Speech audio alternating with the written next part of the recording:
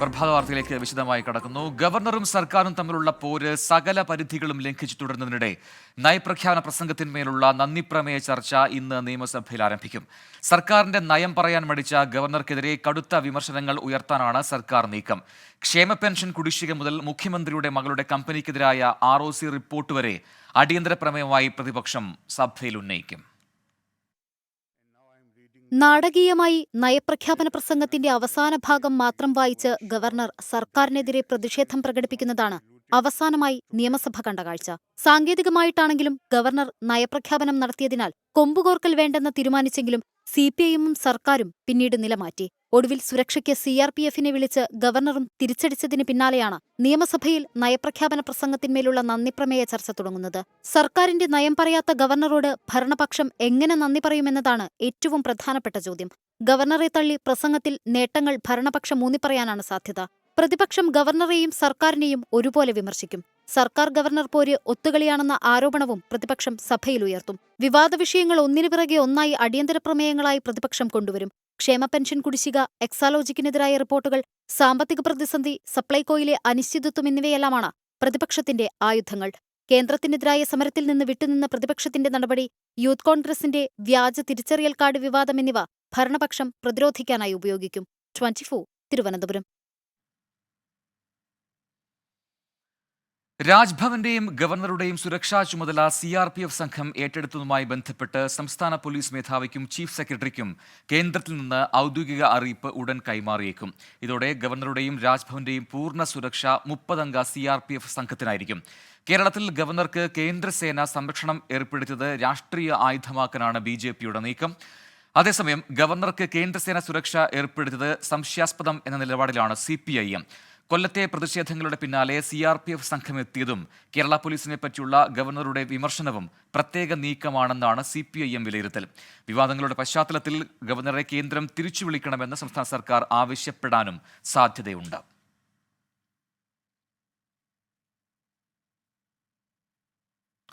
ബീഹാറിൽ സത്യപ്രതിജ്ഞ ചെയ്ത പുതിയ മന്ത്രിമാർ ഇന്ന് ചുമതലയേൽക്കും. ലോക്സഭാ തെരഞ്ഞെടുപ്പിലെ സീറ്റ് ധാരണ സംബന്ധിച്ച് BJPയും JDUവും തമ്മിൽ അന്തിമ ധാരണയിൽ എത്തിയിട്ടില്ല. കഴിഞ്ഞ തവണ മത്സരിച്ച 17 സീറ്റുകളിൽ ഇത്തവണയും മത്സരിക്കണം എന്നാണ് JDUവിന്റെ ആവശ്യം.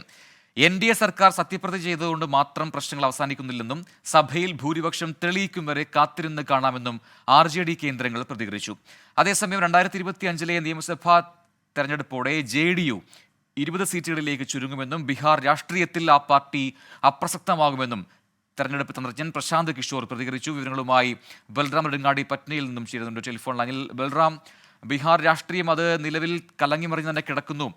പുതിയ സർക്കാർ അധികാരമേറ്റിട്ടും അത് തുടരുന്നുണ്ട് എന്ന വിലയിരുത്തൽ വരുന്നുണ്ട് പല കോണുകളിൽ നിന്നും. എന്താണ് നിലവിലെ അവിടുത്തെ രാഷ്ട്രീയ സാഹചര്യം? പ്രത്യേകിച്ചും ലോക്സഭാ തെരഞ്ഞെടുപ്പ് അടുത്തിരിക്കെ ഈ പുതിയ സഖ്യത്തിലൊക്കെ തന്നെ എത്രമാത്രം കാമ്പും കഴമ്പുമുള്ള ചർച്ചകൾ നടക്കുന്നുണ്ട്? പ്രജിൻ, അനിശ്ചിതത്വത്തിനൊടുവിൽ നിതീഷ് കുമാർ കഴിഞ്ഞ ദിവസം രാജി സമർപ്പിക്കുകയും തുടർന്ന് NDA സഖ്യത്തിന്റെ ഭാഗമായി സത്യപ്രതിജ്ഞ ചെയ്യുകയും ചെയ്തിരിക്കുന്നു. എങ്കിൽ പോലും ഇപ്പോഴും ഇക്കാര്യത്തിൽ ഒരു അനിശ്ചിതാവസ്ഥ പൂർണ്ണമായും മാറിയിട്ടില്ല എന്നാണ് RJD കേന്ദ്രങ്ങൾ പ്രതികരിക്കുന്നത്. സർക്കാരിന് ഇനി സഭയിൽ ഭൂരിപക്ഷം തെളിയിക്കേണ്ടതുണ്ട്. ആ ഘട്ടത്തിൽ തങ്ങൾക്ക് എന്ത് ചെയ്യാൻ കഴിയുമെന്ന് കാണിക്കാം എന്നുള്ള ഒരു പ്രതികരണം RJD കേന്ദ്രങ്ങളിൽ നിന്നും ലഭിക്കുന്നു. അതേസമയം ഈ പ്രധാനമായും വരാനിരിക്കുന്ന ലോക്സഭാ തിരഞ്ഞെടുപ്പ് ലക്ഷ്യം വെച്ചാണ് വീണ്ടും ഇത്തരത്തിൽ JDU BJPയോട് അടുക്കുകയും അത്തരത്തിലൊരു സഖ്യം വീണ്ടും രൂപപ്പെടാൻ സാഹചര്യം ഒരുങ്ങുകയും ചെയ്തത്. എന്നാൽ ലോക്സഭാ സീറ്റുകളുടെ കാര്യത്തിൽ ഇപ്പോഴും JDUവും BJPയും തമ്മിൽ അന്തിമ ധാരണയിലേക്ക് എത്തിയിട്ടില്ല എന്നാണ് നിലവിൽ അറിയാൻ കഴിയുന്നത്. 2019 17 സീറ്റുകളിൽ വീതമായിരുന്നു BJPയും JDUവും മത്സരിച്ചത്. LJPക്ക് 6 സീറ്റുകളുമാണ് നൽകിയത്. എന്നാൽ ആ ഘട്ടത്തിൽ ഉണ്ടായിരുന്ന അത്ര ശേഷി ഇപ്പോൾ JDUവിനില്ല എന്നൊരു വിലയിരുത്തൽ BJP സംസ്ഥാന ഘടകത്തിനുണ്ട്. ആ 2019 സഖ്യത്തിലെ ഏറ്റവും വലിയ പാർട്ടിയായിരുന്നു JDU എങ്കിൽ ഇന്ന് രണ്ടാമത്തെ പാർട്ടിയാണ്. 45 സീറ്റുകൾ മാത്രമാണ് ഉള്ളത്. അതിനാൽ 17 സീറ്റുകൾ ലോക്സഭാ സീറ്റുകൾ നൽകേണ്ടതില്ല എന്ന നിലപാടുണ്ട്. എന്നാൽ തങ്ങൾക്ക് നിലവിൽ മത്സരിച്ച അല്ലെങ്കിൽ വിജയിച്ച സീറ്റുകൾ എല്ലാം തന്നെ വേണം എന്ന ആവശ്യം JDUവിനുണ്ട്. ഈ ലോക്സഭാ സീറ്റുകൾ മുൻനിർത്തിയാണ് പല കാര്യങ്ങളിലും ഈ വിട്ടുവീഴ്ച ചെയ്ത് സർക്കാർ രൂപീകരണത്തിന്റെ ഘട്ടത്തിൽ BJPയുടെ ഉപാധികൾക്ക് നിതീഷ് കുമാർ കീഴടങ്ങിയത് എന്നുമാണ് JDU വൃത്തങ്ങളിൽ നിന്ന് ലഭ്യമാകുന്ന വിവരം. വരും ദിവസങ്ങളിൽ സീറ്റ് ധാരണ സംബന്ധിച്ചുള്ള ഒരു അന്തിമ തീരുമാനത്തിലേക്ക് എത്തും. എന്നാൽ അത് തുടക്കത്തിൽ തന്നെ ഇത്തരത്തിലുള്ള സീറ്റുമായി ബന്ധപ്പെട്ടുള്ള പ്രശ്നങ്ങൾ ഉണ്ട് എന്നുള്ളതാണ് ഏറ്റവും ശ്രദ്ധേയമായ കാര്യം. അടുത്ത ഘട്ടത്തിൽ തന്നെ ഈ സീറ്റ് ധാരണ പൂർണ്ണമാക്കാനുള്ള ആലോചനയിലാണ് JDUവിന്റെയും BJPയുടെയും നേതൃത്വം. അതേസമയം സർക്കാർ ഭൂരിപക്ഷം തെളിയിക്കുന്നത് തടയാനുള്ള കടുത്ത നീക്കങ്ങൾക്ക് തയ്യാറെടുക്കുന്നു എന്നാണ് RJD ക്യാമ്പിൽ നിന്നും ലഭിക്കുന്ന വിവരം. ശരി, ബൽറാം നെടുങ്ങാടിയാണ് വിശദാംശങ്ങൾ നൽകിയത്. ലോക്സഭാ തെരഞ്ഞെടുപ്പിൽ സഖ്യം അനിവാര്യമെന്ന് CPIM സംസ്ഥാന ഘടകങ്ങൾ. കേന്ദ്ര കമ്മിറ്റിയിലെ ചർച്ചയിൽ മഹാരാഷ്ട്ര, രാജസ്ഥാൻ ഘടകങ്ങളാണ് ഈ ആവശ്യം ഉന്നയിച്ചത്. ഒറ്റയ്ക്ക് നിന്നാൽ ജയസാധ്യത ഇല്ലാത്ത സ്ഥലങ്ങളിൽ സംഘപരിവാർ വിരുദ്ധ പാർട്ടികളുമായി സഖ്യം കൂടിയേ തീരൂ എന്നാണ് ആവശ്യം. കേരളത്തിന്റെ ഡൽഹി സമരവും കേന്ദ്ര കമ്മിറ്റി വിശദമായി ചർച്ച ചെയ്തു. സലിം മാലിക് നൽകും തിരുവനന്തപുരത്ത് നിന്ന് കൂടുതൽ വിവരങ്ങൾ. സലിം, കേന്ദ്ര കമ്മിറ്റിയിൽ വിവിധ വിഷയങ്ങൾ ചർച്ചയായി ഏറ്റവും ശ്രദ്ധേയമായ കാര്യം ഇത് CPIM ഒറ്റയ്ക്ക് മത്സരിച്ചാൽ ജയസാധ്യതയില്ലാത്ത സ്ഥലങ്ങളിൽ അവിടെ സഖ്യമാവാം മറ്റു പാർട്ടികളുമായി എന്ന് ആവശ്യമുന്നയിക്കുന്നു. അത് ഏതൊക്കെ രീതിയിൽ ചർച്ചയായി കമ്മിറ്റിയിൽ? ഒപ്പം ആരൊക്കെയായി സഖ്യമാവാം, ആരൊക്കെയായി ആവാൻ പാടില്ല എന്നതിൽ ഒരു തീരുമാനം കമ്മിറ്റിയിലുണ്ടായോ? പ്രജിൻ, തിരുവനന്തപുരത്ത് ഈ CPIM കേന്ദ്ര കമ്മിറ്റി യോഗം തുടരുകയാണ്. അതിനിടയിലാണ് ഈ നിലയിൽ ഒരു അഭിപ്രായം വന്നത്. അത് ഏറ്റവും പ്രധാനമായ അഭിപ്രായം ഉന്നയിച്ചത് മഹാരാഷ്ട്ര, രാജസ്ഥാൻ ഘടകങ്ങളാണ്. അത് ഇന്ത്യ മുന്നണി അതിന്റെ മുന്നോട്ട് പോകുന്ന അനിശ്ചിതത്വത്തിലായിരിക്കുന്ന ഒരു സാഹചര്യത്തിലാണ് ഇത്തരത്തിലൊരു അഭിപ്രായം. RSSനെ തോൽപ്പിക്കാൻ, BJPയെ തോൽപ്പിക്കാനും ഏതെല്ലാം സ്ഥലങ്ങളിൽ ശക്തമായ മതേതര പ്രാദേശിക പാർട്ടികളുമായി ചേർന്ന് BJPയെ തോൽപ്പിക്കാനാവുമോ അവിടെയെല്ലാം സഖ്യം വേണം എന്നുള്ളതാണ് നിലപാട് എന്നുള്ള നിലയിലാണ് അഭിപ്രായം പറഞ്ഞത്. മാത്രമല്ല, കൂടുതൽ സീറ്റുകൾ കൂടി ആവശ്യപ്പെടണം. ഒറ്റയ്ക്ക് നിന്നാൽ ജയസാധ്യതയില്ലാത്ത എല്ലാ സ്ഥലങ്ങളിലും സഖ്യം ഉറപ്പാക്കാൻ സാധ്യമാകണം. പ്രധാനമായും സംഘപരിവാർ വിരുദ്ധ പാർട്ടികളുമായി സഖ്യമുണ്ടാക്കിയാൽ ഉറപ്പായും ജയസാധ്യത അത് പാർട്ടിക്കും ഒപ്പം തന്നെ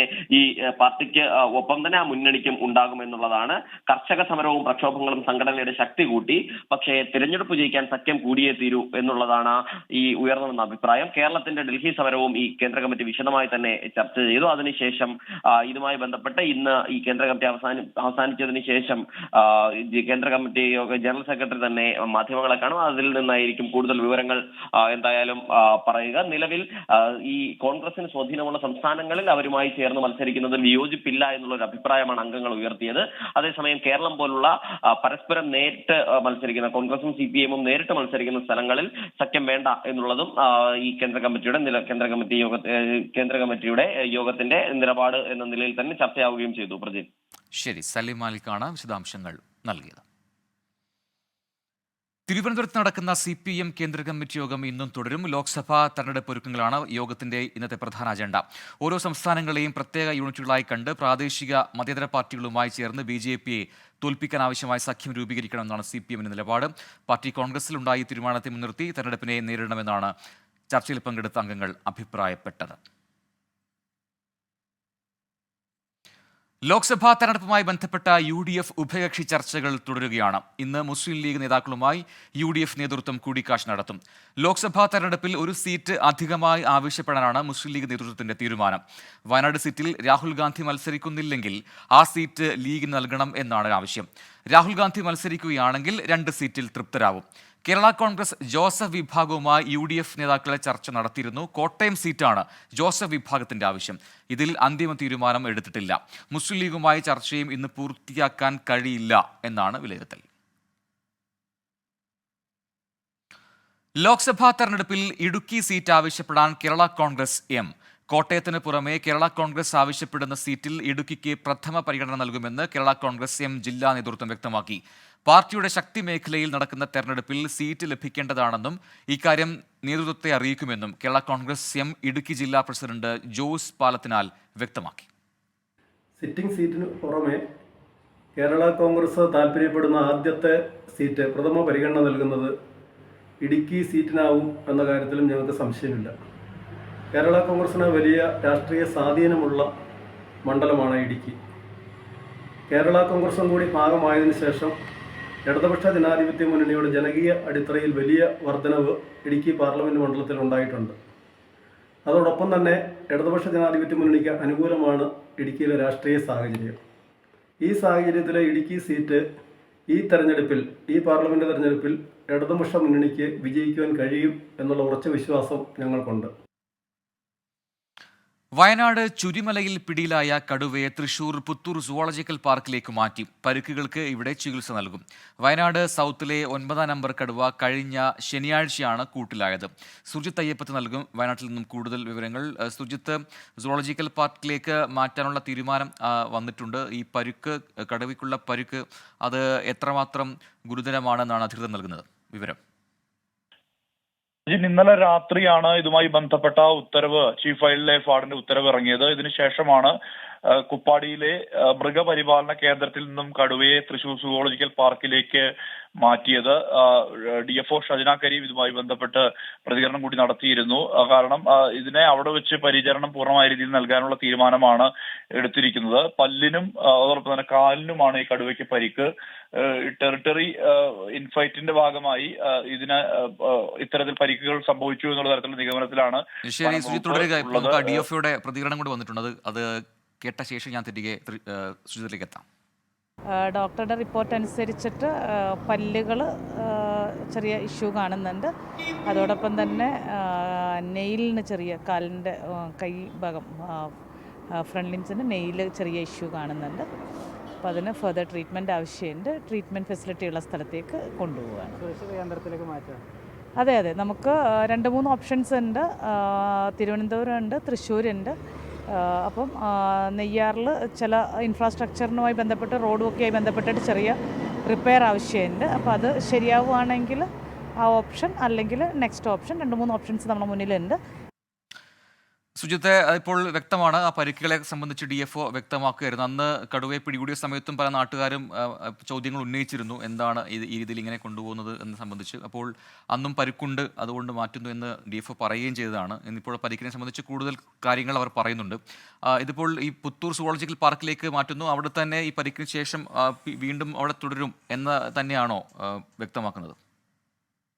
വയനാടിനെ സംബന്ധിച്ച് പ്രജീന് വലിയ രീതിയിലുള്ള പ്രതിസന്ധി നിലനിൽക്കുന്നത് കുപ്പാടിയിലെ വനംവകുപ്പിന് കീഴിലുള്ള മൃഗപരിപാലന കേന്ദ്രത്തിൽ നിലവിൽ കടുവകളുടെ എണ്ണം 6 അത് പരമാവധി എണ്ണമാണ്. ഈ ചൂരിമലയിൽ നിന്നും പിടികൂടിയ കടുവ കൂടി ആയപ്പോൾ എണ്ണം 7 സ്വാഭാവികമായും അവിടെ പരിപാലിക്കാൻ കഴിയാത്ത സ്ഥിതിയുണ്ട് ഈ കുപ്പാടിയിലെ കേന്ദ്രത്തിൽ. ഇതാണ് കടുവയെ മാറ്റാനുള്ള ശ്രമത്തിലേക്ക് എത്തിയത്. കൃത്യമായ രീതിയിലുള്ള ചികിത്സ കൂടി കടുവയ്ക്ക് നൽകേണ്ടതുണ്ട്. അതുകൊണ്ട് തന്നെയാണ് ഈ പുത്തൂരിലേക്ക് മാറ്റാനുള്ള തീരുമാനമെടുത്തത്. ഈ കടുവ തന്നെയാണ് ഈ വാഗേരി അടുത്തുള്ള CC എന്ന് പറയുന്ന പ്രദേശത്ത് ഈ വ്യാപകമായ രീതിയിൽ തന്നെ വളർത്തുമൃഗങ്ങളെ കൊന്നു തിന്നിരുന്ന കടുവ ഈ കടുവ തന്നെയാണ്. മാത്രമല്ല ഈ കൊളകപ്പാറ, ചൂരിമല ഉൾപ്പെടെയുള്ള പ്രദേശങ്ങളിലും സമാനമായ രീതിയിൽ വളർത്തുമൃഗങ്ങളെ എല്ലാം തന്നെ വളർത്തുമൃഗങ്ങളെ കൊന്നു തിന്നിരുന്ന കടുവയാണിത്. ബീനാച്ചി എസ്റ്റേറ്റിലാണ് ഇത് ഉണ്ടായിരുന്നത് എന്നുള്ള തരത്തിലാണ് പറയുന്നത്. കാരണം ചൂരിമല എന്ന് പറയുന്ന പ്രദേശം ബീനാച്ചി എസ്റ്റേറ്റിനടുത്താണ്. ഈ ബീനാച്ചി എസ്റ്റേറ്റ് മധ്യപ്രദേശ് സർക്കാരിന്റെ കീഴിലുള്ള എസ്റ്റേറ്റാണ്. കൃത്യമായ രീതിയിലുള്ള പരിപാലനമില്ല. കാട് പോലെ തന്നെയാണ് ഈ എസ്റ്റേറ്റ് നിലകൊള്ളുന്നത്. 500 ഏക്കറിലധികം ഭൂമിയുണ്ട്. ആ ഭൂമി ഒരു തരത്തിലുള്ള പരിപാലനവും ഇല്ലാത്തതിനാൽ തന്നെ അത് കാട് മൂടി കിടക്കുന്ന സ്ഥിതിയാണുള്ളത്. അതുകൊണ്ട് തന്നെയാണ് ഇവിടെ വന്യമൃഗങ്ങളുടെ കേന്ദ്രമാണ് എന്നുള്ളത് ആളുകൾ ആരോപിക്കുന്നത്. ഈ എസ്റ്റേറ്റ് ഏറ്റെടുക്കാനുള്ള നടപടി സംസ്ഥാന സർക്കാർ സ്വീകരിക്കണം. ആ നടപടിയുമായി മുന്നോട്ട് പോകണം എന്നുള്ളതാണ്. ഒരു ഘട്ടത്തിൽ മുഖ്യമന്ത്രി പിണറായി വിജയൻ ജില്ലയിലേക്ക് എത്തിയ സമയം മധ്യപ്രദേശ് സർക്കാരുമായി കൂടിയാലോചിച്ച് എസ്റ്റേറ്റ് ഏറ്റെടുക്കുമെന്ന് പറഞ്ഞതാണ്. പക്ഷെ അത്തരം നടപടികളിലേക്കൊന്നും തന്നെ കടന്നിരുന്നില്ല. അതാണ് ഇത്തരത്തിൽ വന്യമൃഗങ്ങളുടെ വിഹാര കേന്ദ്രമായി എസ്റ്റേറ്റ് മാറാനുള്ള കാരണം എന്നുള്ള തരത്തിലുള്ള പ്രതികരണം ഉണ്ടാകുന്നത്. എന്തായാലും WYS, അതായത് വയനാട് സൗത്തിലെ 09 എന്നാണ് ഈ കടുവയുടെ പേര്. ഇത് ടെറിട്ടറി ഇൻഫൈറ്റിന്റെ ഭാഗമായി തല്ലുകൂടി തോറ്റ കടുവ എന്നുള്ള തരത്തിൽ വിശേഷിപ്പിക്കാവുന്ന ഒരു കടുവയാണ്. അതുകൊണ്ട് തന്നെയാണ് ഇത്തരത്തിൽ പരിക്കുകളും കാണുന്നത്. പല്ലിനുണ്ട്, കാലിലെ നഖത്തിന് പരിക്കുണ്ട്. അതുകൊണ്ട് തന്നെ ഇതിന് കൃത്യമായ ചികിത്സ പുത്തൂർ സുവോളജിക്കൽ പാർക്കിൽ നൽകാനുള്ള തീരുമാനമാണ്. നേരത്തെ മൂടക്കൊല്ലിയിലെ കടുവയെയും വാളെക്കൊല്ലി കടുവയെയും പുത്തൂരിലേക്ക് മാറ്റിയിരുന്നു. 2ാമത്തെ കടുവയാണ് ഇപ്പോൾ പുത്തൂരിലേക്ക് മാറ്റുന്നത്. സുജിത് അയ്യപ്പത്താണ് വയനാട്ടിൽ നിന്നും വിശദാംശങ്ങൾ നൽകിയത്. നവകേരള യാത്രയ്ക്കിടെ ആലപ്പുഴയിൽ യൂത്ത് കോൺഗ്രസ് പ്രവർത്തകരെ വളഞ്ഞിട്ട് തല്ലിയ കേസിൽ മുഖ്യമന്ത്രിയുടെ ഗൺമാൻ അനിൽകുമാറും സുരക്ഷാ ഉദ്യോഗസ്ഥൻ എസ് സന്ദീപും ഇന്ന് ചോദ്യം ചെയ്യലിന് ഹാജരാകണം. കേസെടുത്ത് 1.5 മാസമായിട്ടും പ്രതികൾ ഹാജരാകാത്തതിനെ തുടർന്നാണ് ചോദ്യം ചെയ്യലിന് ഹാജരാകാൻ ആവശ്യപ്പെട്ട് ആലപ്പുഴ സൗത്ത് പോലീസ് നോട്ടീസ് നൽകിയത്.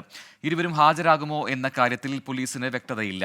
കഴിഞ്ഞ ഡിസംബർ 15-ന് ജനറൽ ആശുപത്രി ജംഗ്ഷനിൽ നവകേരള ബസ്സിന് നേരെ കരിങ്കൊടി കാട്ടിയ യൂത്ത് കോൺഗ്രസ് സംസ്ഥാന സെക്രട്ടറി അജയ് ജുവൽ കുര്യാക്കോസ്, KSU ആലപ്പുഴ ജില്ലാ പ്രസിഡന്റ് എഡി തോമസ് മർദ്ദിച്ച കേസിലാണ് നടപടി. അനിൽകുമാറിനും എസ് സന്ദീപിനും പുറമെ കണ്ടാൽ അറിയാവുന്ന 3 ഉദ്യോഗസ്ഥരും കേസിൽ പ്രതികളാണ്.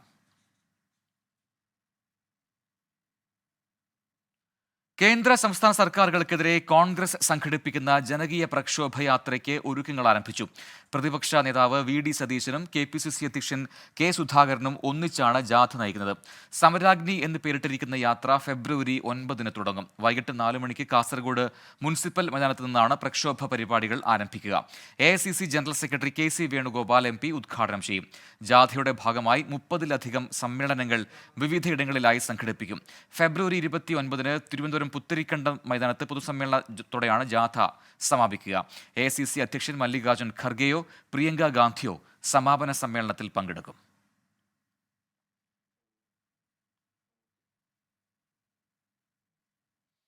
ലോക്സഭാ തെരഞ്ഞെടുപ്പിന് മുന്നോടിയായി BJP സംസ്ഥാന അധ്യക്ഷൻ K സുരേന്ദ്രൻ നയിക്കുന്ന കേരള പദയാത്ര ഇന്ന് കണ്ണൂരിൽ പര്യടനം നടത്തും. മോദിയുടെ ഗ്യാരണ്ടി പുതിയ കേരളം എന്നതാണ് പദയാത്രയുടെ മുദ്രാവാക്യം.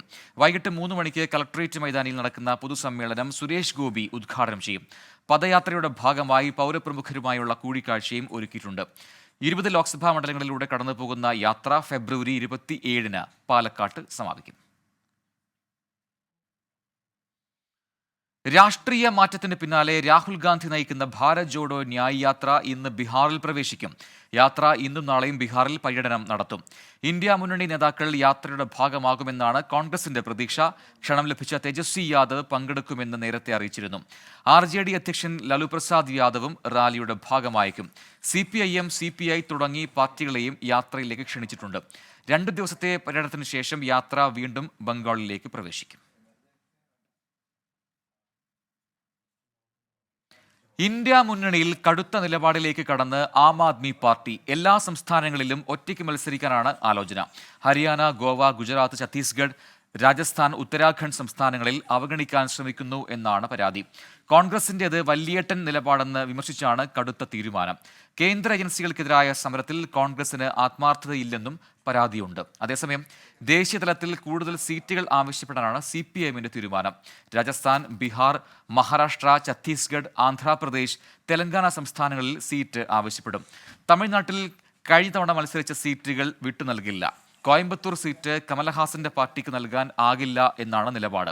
കഴിഞ്ഞ ലോക്സഭാ തെരഞ്ഞെടുപ്പിൽ 71 സീറ്റുകളിൽ 3 CPIM ജയിച്ചത്.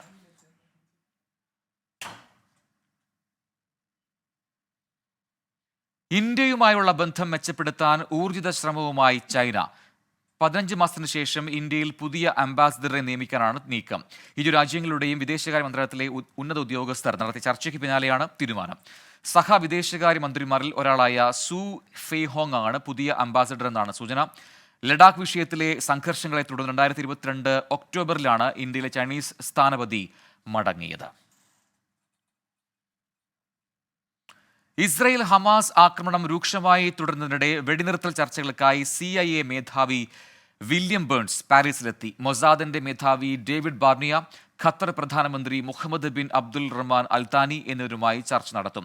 ഗസയിൽ 165 പേർ കൂടി കൊല്ലപ്പെട്ടതായി ഹമാസിന്റെ ആരോഗ്യ വകുപ്പ് അറിയിച്ചു. ആകെ മരണസംഖ്യ 26,422. UN അഭയാർത്ഥി ഏജൻസി UNWRAയ്ക്ക് സഹായം നൽകുന്നത് പ്രമുഖ രാജ്യങ്ങൾ നിർത്തുന്നത് മഹാദുരന്തം വിളിച്ചുവരുത്തുമെന്ന് UN secretary general Antonio Guterres പറഞ്ഞു. ഗ്യാൻവാപി പള്ളിയിലെ നിലവറകൾ തുറക്കണമെന്ന ആവശ്യം അടിയന്തരമായി പരിഗണിക്കണമെന്ന് ആവശ്യപ്പെട്ട് സുപ്രീം കോടതിയിൽ ഹർജി. ഹിന്ദുമത വിശ്വാസികളായ വനിതകളാണ് കോടതിയെ സമീപിച്ചത്. ഗ്യാൻവാപിയുമായി ബന്ധപ്പെട്ട സുപ്രധാന തെളിവുകൾ നിലവറകളിലുണ്ടെന്നും ഇവിടെ പുരാവസ്തു ഗവേഷണ വകുപ്പിന് സർവേ നടത്താൻ നിർദ്ദേശം നൽകണമെന്നുമാണ് ആവശ്യം.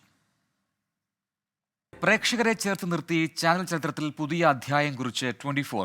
കൊച്ചി കടവന്ത്ര രാജീവ് ഗാന്ധി ഇൻഡോർ സ്റ്റേഡിയത്തിൽ നടന്ന പ്രേക്ഷകരുടെ സംസ്ഥാന സമ്മേളനത്തിലേക്ക് ഒഴുകിയെത്തിയത് ജനസഞ്ചയം. ഫ്ലവേഴ്സ് ചെയർമാൻ ഗോകുലൻ ഗോപാലൻ ചരിത്ര നിമിഷം ഉദ്ഘാടനം ചെയ്തപ്പോൾ ഈ വർഷം മുതൽ നടപ്പാക്കാൻ പോകുന്ന കാരുണ്യ പദ്ധതികൾക്ക് 24 ചെയർമാൻ ആലുങ്കൽ മുഹമ്മദ് തുടക്കം കുറിച്ചു.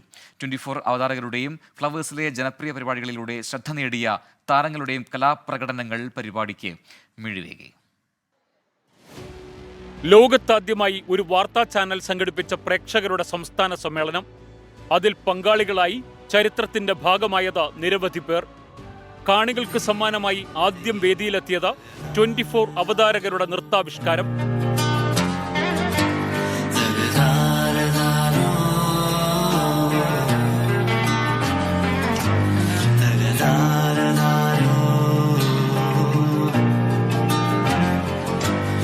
സംസ്ഥാന സമ്മേളനത്തിന്റെ ഉദ്ദേശ ലക്ഷ്യം വിവരിച്ച് ഫ്ലവേഴ്സ് MDയും 24 ചീഫ് എഡിറ്ററുമായ ആർ ശ്രീകണ്ഠൻ നായർ. ഹലോ, പ്രിയപ്പെട്ട പ്രേക്ഷകർക്ക് അറിയുന്നത് പോലെ ലോകത്തൊരു ടെലിവിഷൻ ചാനലും ചെയ്യാത്തൊരു കർമ്മ പദ്ധതിയാണ് ഇതിപ്പോൾ നടക്കാൻ പോകുന്നത്. പ്രേക്ഷകരെ പ്രത്യക്ഷമായി കാണാനും കാണാനും അവരോട് സംസാരിക്കാനും സമ്മതിക്കാനും ഒരു സംസ്ഥാന സമ്മേളനം സംഘടിപ്പിക്കുക സാധാരണഗതിയിൽ അത് നടക്കാത്തൊരു കാര്യമാണ്. ഫ്ലവേഴ്സ് ചെയർമാൻ ഗോകുലം ഗോപാലനാണ് ചരിത്ര സമ്മേളനം ഉദ്ഘാടനം ചെയ്തത്. 24 കണക്റ്റിന്റെ കാരുണ്യ പദ്ധതികൾക്ക് 24 ചെയർമാൻ ആലുങ്കൽ മുഹമ്മദും തുടക്കം കുറിച്ചു. പ്രളയം, ഒരുപാട് കെടുതികളും പലതും നമ്മുടെ നാട്ടിൽ പല സമയങ്ങളിലായി സംഭവിച്ചിട്ടുണ്ട്. ആ സമയത്തെല്ലാം 24ന്റെ സാന്നിധ്യം നിങ്ങളെല്ലാവരും കണ്ടതാണ്. അത്തരം അവസരങ്ങളിലും അത് ഏറ്റെടുക്കാനും പാവപ്പെട്ടവരെ സഹായിക്കാനും ഉള്ള ഒരു വേദിയും കൂടിയാണ് ഈ 24 കണക്റ്റിനെ കാണുന്നത്. കഷ്ടതകളിൽ ആരും തനിച്ചല്ലെന്ന് ഓർമ്മപ്പെടുത്തി ഒറ്റപ്പെട്ടു പോയവർക്ക് താങ്ങാവാനുള്ള 24ന്റെ പദ്ധതി മലയാളി ചേന സമ്മേളനത്തിൽ തുടക്കമായി.